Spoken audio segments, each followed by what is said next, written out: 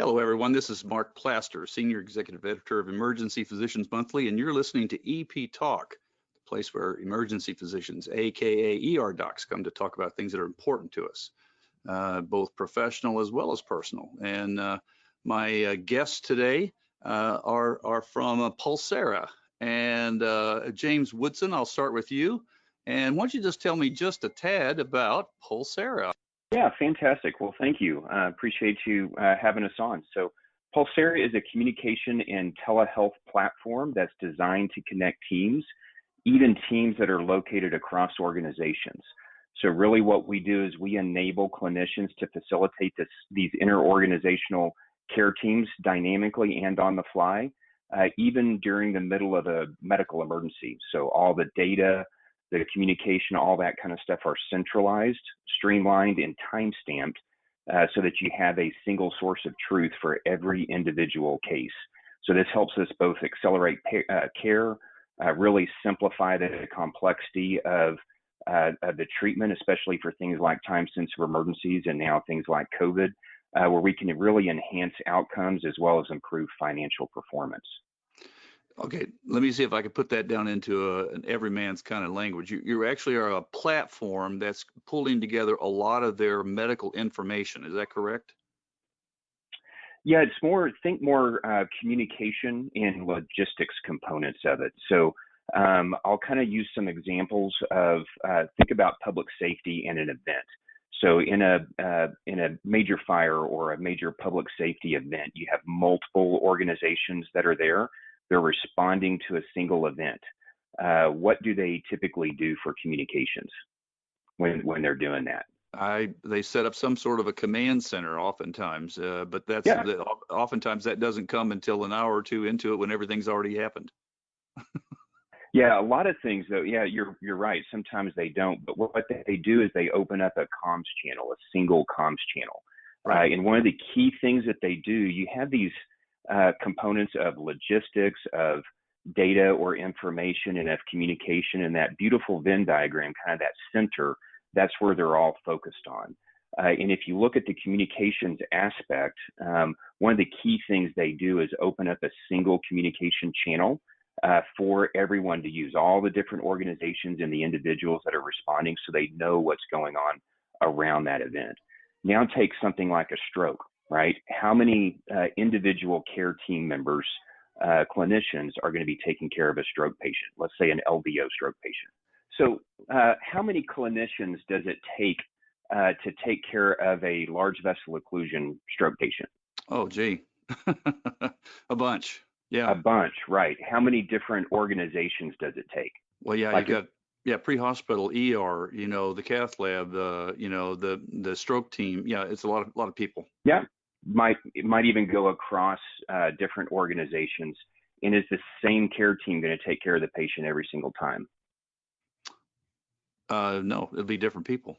No, yeah, different people, right? Yeah, no trick questions here. Yeah, absolutely. No, I know. So, I'm thinking about it. And you're actually saying, in our situation, I'm in a city environment where maybe one stroke center is available, and then next time it's not, and I have to go to another stroke center, and so I've got to reconfigure the whole team on the fly. Exactly. And so the other question then is, how many phone calls do you place during one of these things, right? Well, I wanted to just put a gun to my head because that's the problem. That's exactly right. And you make a call, they call back, they miss you because you're with somebody else, and you're walking around. Maybe you've got a cell phone, but you're in the middle of talking to somebody about something serious, and you got to step out to take a private phone call. Oh my gosh, yeah, no, it's an issue. Exactly. So that is the exact problem we solve. Okay, so. For every single individual patient, time-sensitive emergencies are a great example of large vessel occlusion stroke. We open a dedicated patient channel that can be used. Different than a comms channel in public safety. That's just an open mic. It's only live. So if you're talking over people, but you're only dealing with one case at a time, right? One incident at a time. Well, for this, that doesn't work on the healthcare side, right? Because you're doing multiple different things.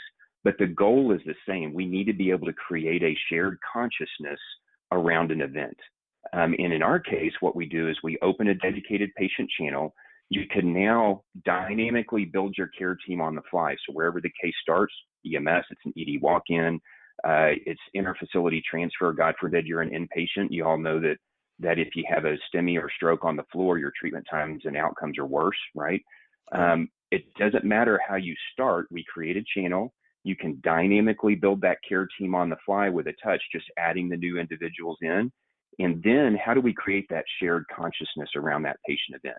Well, there's synchronous communication, which is live audio, live video.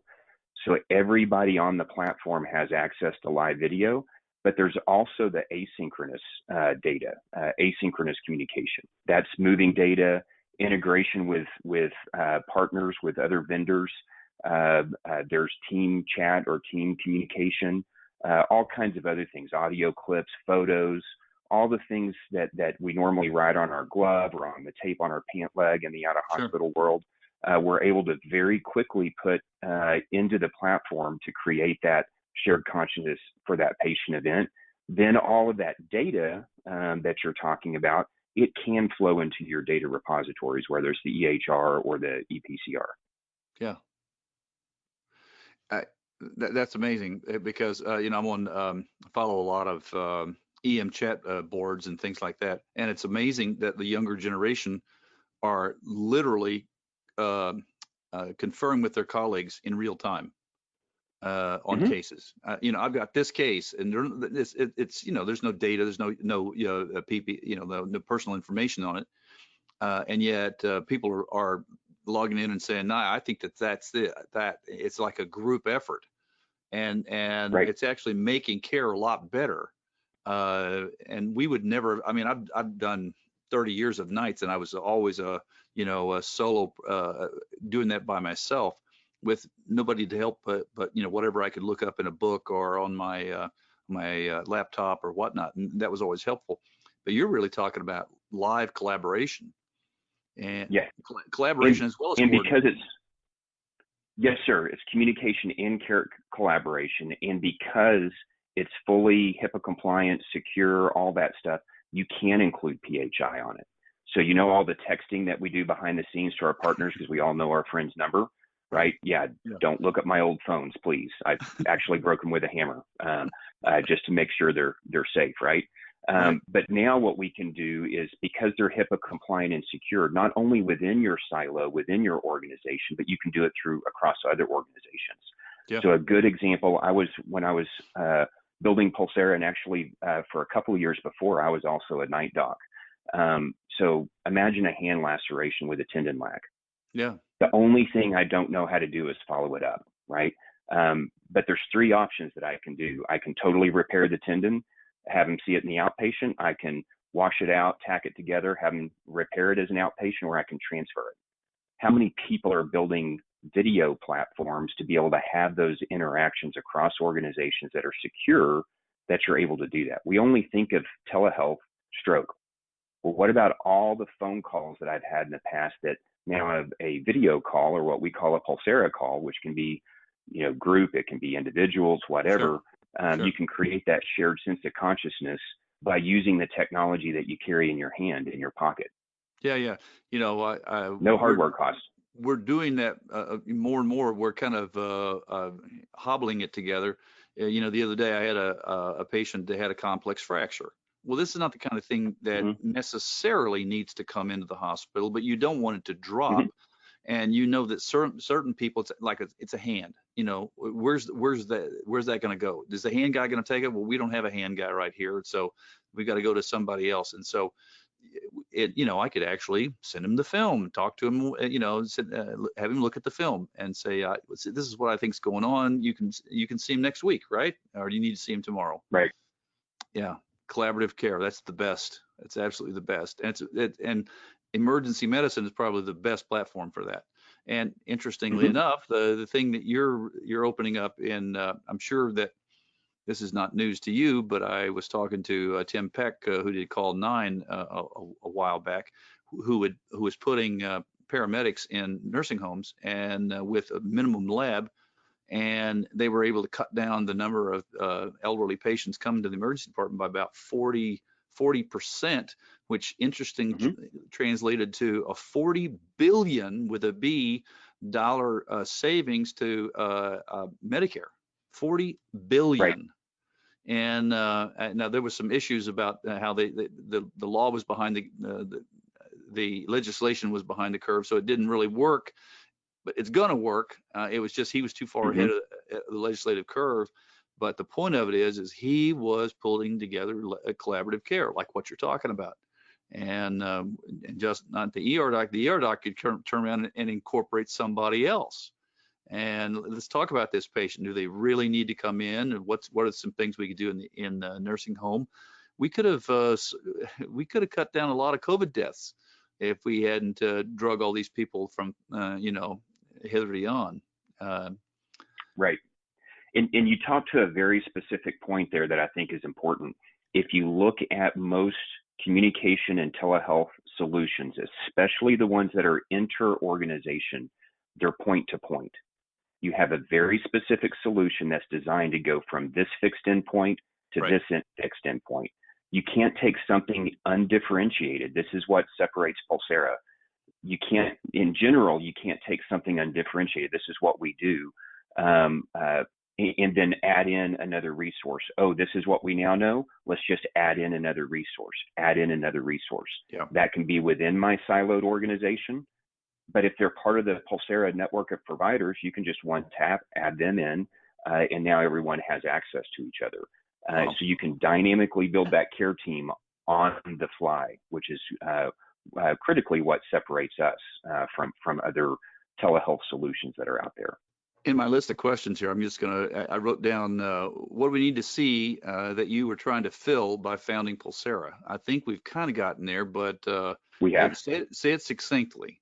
We're trying to tie people together in a time-sensitive, dynamic, HIPAA-compliant format. Is that right? That's correct. Tell me about, speaking of, we were talking about COVID-19. What did you guys do when the pandemic hit the United States? How did that impact it? I'm waiting for you to hit that one out of the park, because I know that was a big issue, having people separated and not able to get into the hospital. Right. No, absolutely. And so what we did, or let me kind of take a step back. First of all, our purpose, we're a very mission, vision, purpose-driven company, and our purpose is to improve the lives of patients and caregivers. And so we actually started kind of our COVID-19 response at ground zero there in the Seattle, Washington area. One of our clients was there using Pulsara. We were watching and listening to how they were using it. There were a lot of needs that were out there, especially in the early days in that initial response. And so we put together a group of solutions, really just leveraging our platform, but really narrowing it down. This is how you can leverage Pulsara to limit clinician exposure, to preserve PPE, other things to load balance or help people choose appropriate destinations. There was a huge need with communicating with family that we didn't really think about or realize at the time, which obviously a lot of family members can't visit their loved ones in the hospital, whether it's COVID related or not. So how do you open up a secure video communication between patients, providers, and family members? So we were analyzing this, looking at all this in the very early days, and realized there was really no time for clinicians, for facilities, for organizations to come together and adopt Pulsara through the normal means. And so what we did, because of our purpose really of focusing on how can we improve the lives of both patients and caregivers, we decided to offer Pulsara for free. So anybody that needed Pulsara, we basically offered our solution for free. We also rolled out Pulsara Patient, which is the ability to convert any phone call into a video call. So imagine 911 goes to dispatch, they identify an influenza-like illness, they can convert that to a video call and even decide whether they want to send a truck, do treatment in place, or send them to a testing site.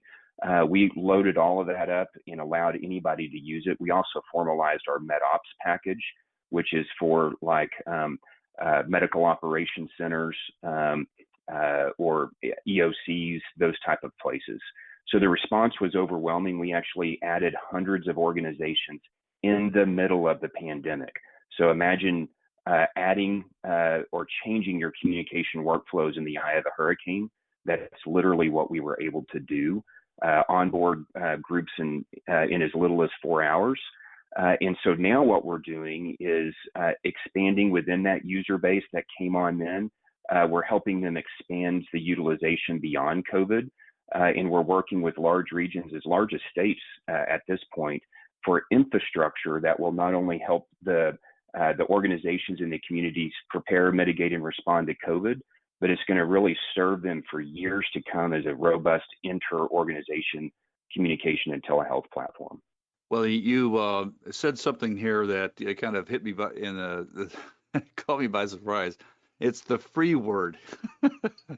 These are expensive systems. You're talking about something that really has massive potential cost and obviously development costs, but also implementation costs. And the other guest we have on the line is Anna Larson. And Anna, you are actually helping them with a funding assistance proposal. And I'm going to ask you, is he crazy for doing this, putting it out there for free? Well, I'll be honest. It was, it's not a very large company. We're growing though, clearly at this point. It came to us as a surprise, but it at the same time felt right and really good because, the beginning of the pandemic, you think about there was so much uncertainty around, job security and different things, and it's not business as usual. And when our typical customer is a hospital, hospitals were flooded, right? Not able to do the things that they would normally do. Meetings can't be held in person. Everything changed. Yeah. So we leaned in, and it has been remarkable. Well, okay. So he's not crazy. He's actually a good guy trying to do the right thing at the right time. But the question is now, how are you going to pay for it? How are you doing that? What's the give me the structure of the funding initiative. Sure. So the funding initiative was essentially the result of seeing just gobs and gobs of money come out of the federal government for response, help with mitigation and preparedness for coming waves, right? So we quickly saw, in addition to that, that, like you said earlier, telemedicine changed instantly, right? Yeah. Like people became comfortable with, this kind of communication with the Zoom and Microsoft Teams and all that stuff. So, so a lot of the funding was actually directed around telemedicine because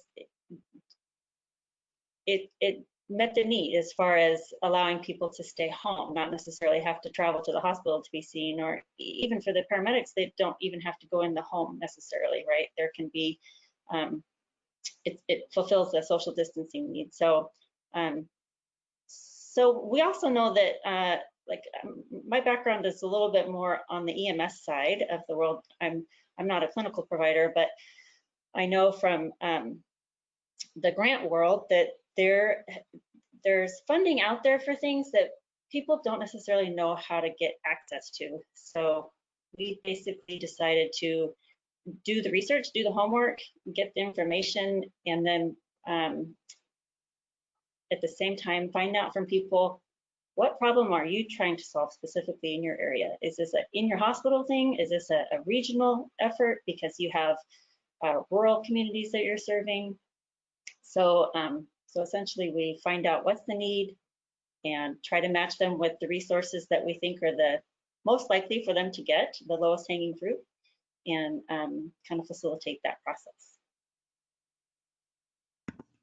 So what you're actually saying is that you have the answer to a problem that they've known was there for a long time, but didn't know there was was really a solution to it. It's just one of those frustrations of trying to put it together. And you built that model, but obviously that model is going to be have some pretty good price tag to it. So instead of trying to build it yourself, what you're actually saying is that there's a lot of potential sources, a lot of different sources for people to be able to access this kind of technology.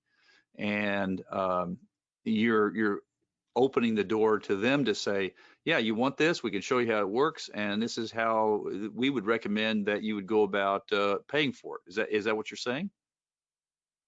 Yeah, to some degree.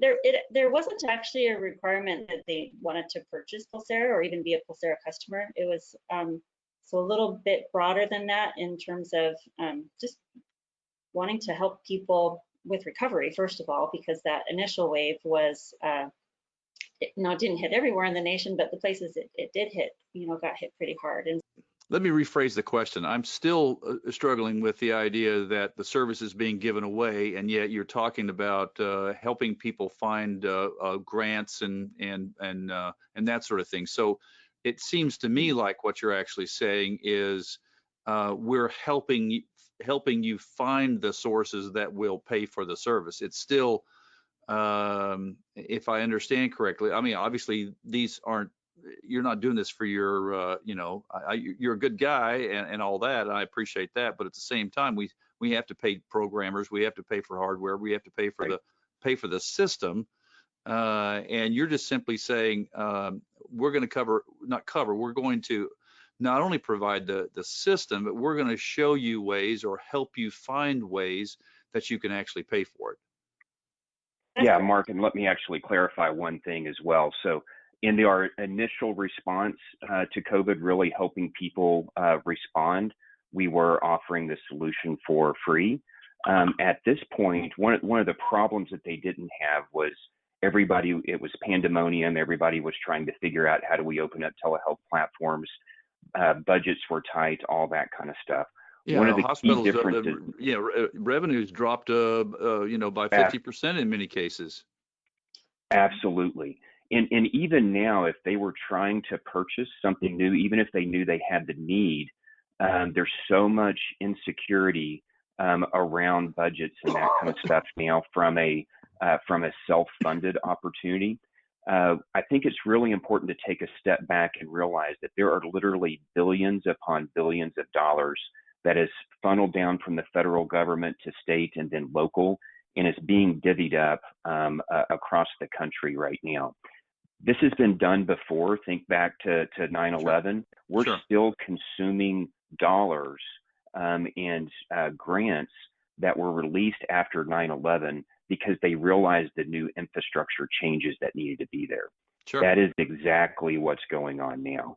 And so what we're doing right now is helping match people to the appropriate funds for this new infrastructure. So at this stage, Pulsara, new clients that are coming in are paying for Pulsara, but they're leveraging these funds to pay for it.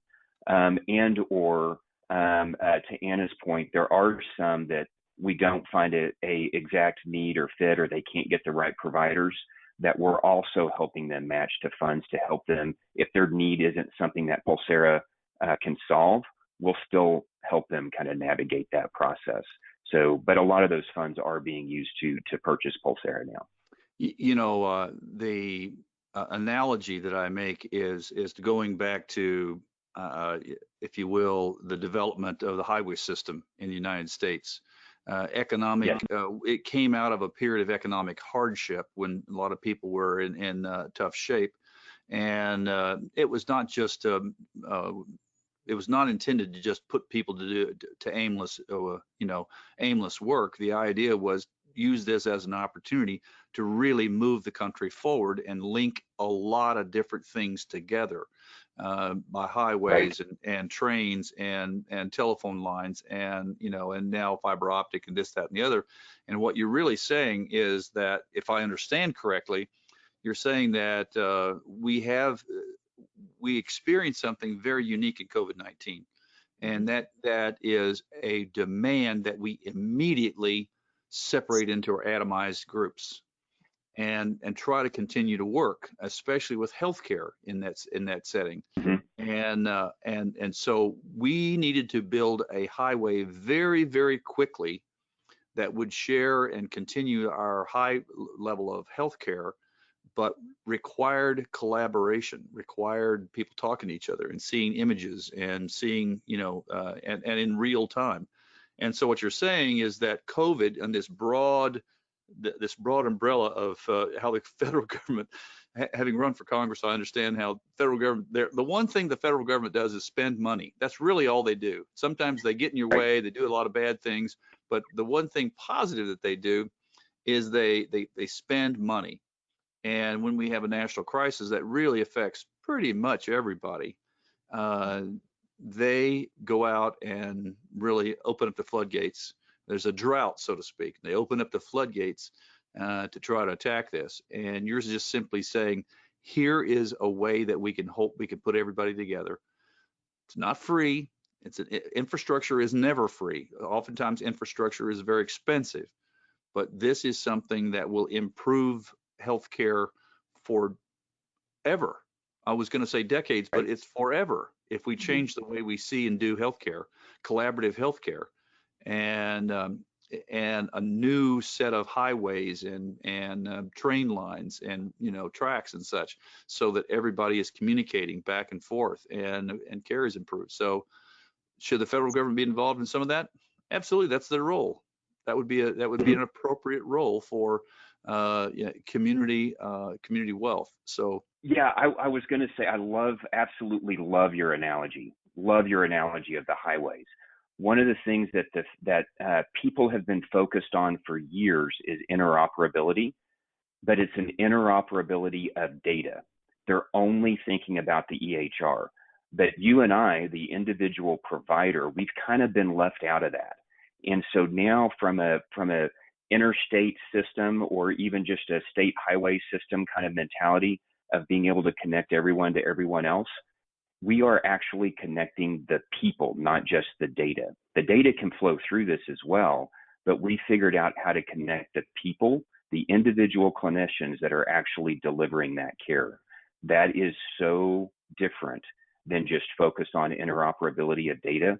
And so we have, so it's federal funding handed down to the states, and now states are purchasing Pulsara at a state level, where imagine every single acute care provider has access to everyone else with a video platform that can dynamically build that team on the fly and have that video interaction and create a shared consciousness for an event, whether it's a time-sensitive emergency, whether it's pre-hospital, whether it's hospital-to-hospital interfacility.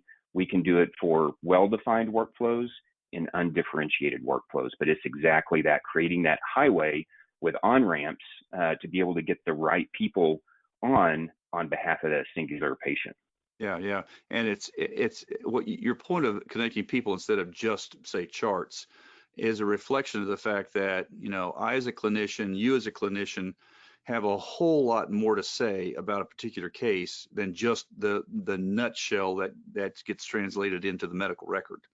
And if you and I, your brain and my brain can get together and discuss what we're seeing, there's a lot more there, a lot more. I would consider this and that, and so it's not just the product that's being carried on the highway; it's the intelligence that are being joined together across, hopefully, eventually across state lines.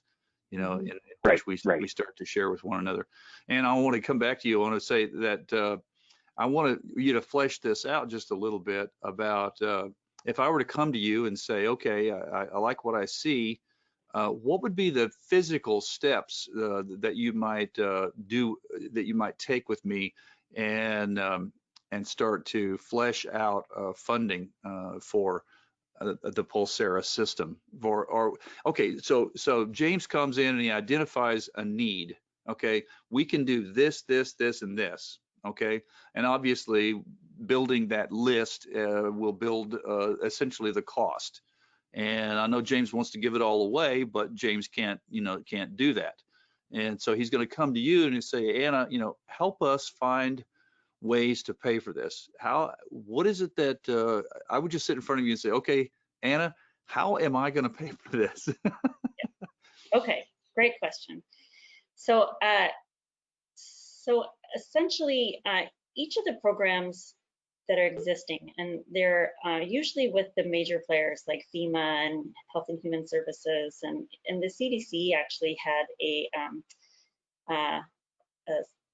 supporting public health capacity for tribal nations effort going on, and the FCC had a telehealth program. So there's all these different buckets of money out there, and I distilled down who's eligible for what. And so, and then also based on what are the examples of things that the funds can be used for.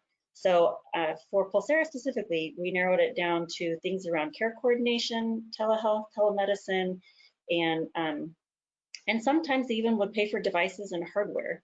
So you know, some like an EMS outfit might not have smart devices on their rigs, so you'll need to get some of the you know, actual equipment to help them be able to be on the platform, because it's a mobile platform.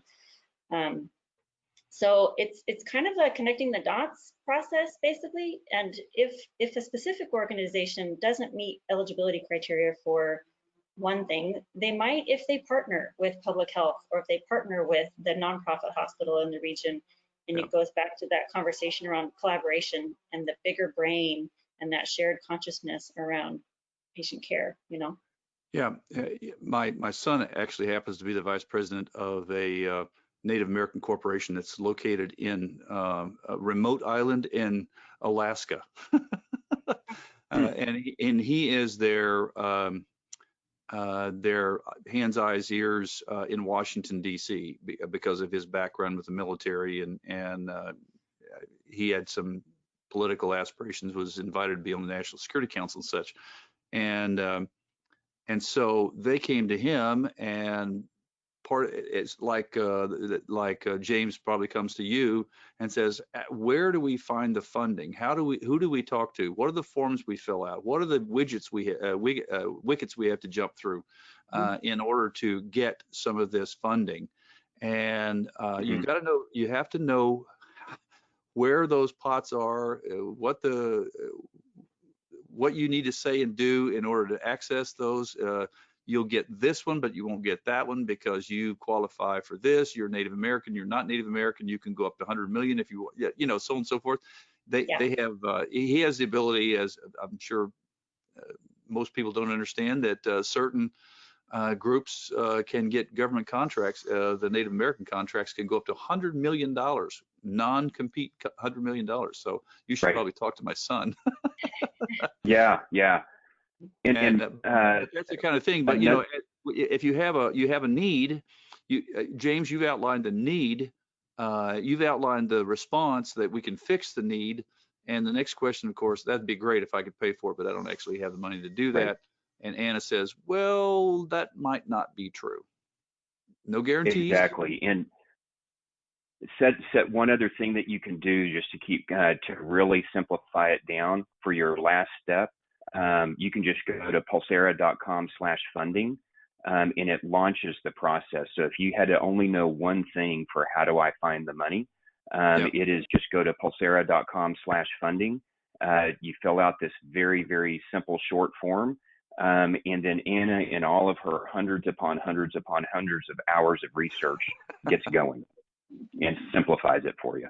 Hey, you know what? There's nothing like when you're dealing with the government. There's nothing. What we in the Navy, Marine Corps, we called them admin bubbas. If you had an admin bubba in your group who just knew how to weave his way through the forms and the programs and such, he could get you what you wanted, and nobody else could figure out how to do it. That's one of the problems of a massive bureaucracy like we have. But the stuff's there. It's there if you know how to access it, how to say the right words to the right people, and you can do that. And when you're dealing with large sums like this, particularly from the federal government, they do their best. They do their best to try to keep a handle on that. So you have to have somebody who kind of speaks Washington, speaks federal bureaucracy. Sounds like Anna has at least a fluency in that. nobody does it perfectly, but you sound like you have some fluency in that, huh? Well, I think Absolutely.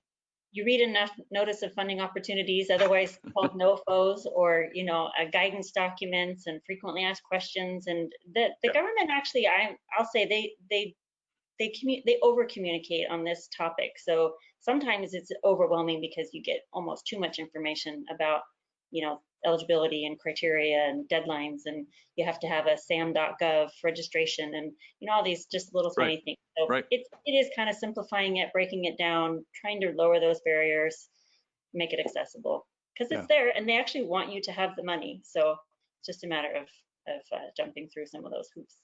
Yeah. Well, guys, this has been fascinating. James, you've opened my eyes to an expansion of capability that I honestly didn't know existed. I mean, I'm at the trucking stage and not the person-to-person communication stage. And we've all, like you say, we've talked about interoperability of EHRs, but we really have thought that personal communication was really a bridge too far. And what you've shown us with Pulsara is that that's not really a bridge too far. Not only is it doable, but it's actually desirable. And now we have the opportunity to actually make it happen. So repeat that website, pulsara.com. Is that right? Yes, the website is www.pulsara.com. And if you're interested in the funding opportunity specifically, just /funding. Great. That's great. That's fantastic. And I'd enjoy writing a little bit more about it. I hope that we'll get a chance to do that in Emergency Physicians Monthly.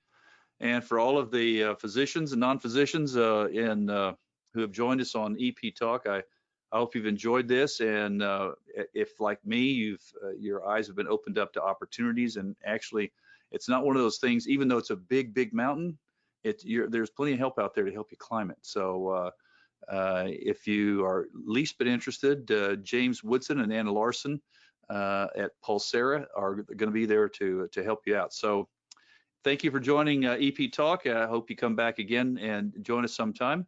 And I hope everyone has a great day. Bye-bye.